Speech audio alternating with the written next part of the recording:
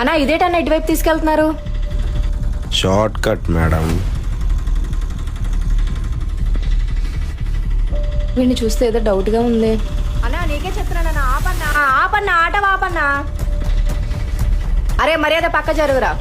ఏంటి over acting చేస్తున్నావు? బలవంతం చేయకుండా సెట్ చేద్దాం. ఏంట్రా ఎక్కువ మాట్లాడుతున్నావు? నేను ఇక్కడ దాకా తీసుకొచ్చి తప్పు చేశాను. ఎవర్రా మీరు?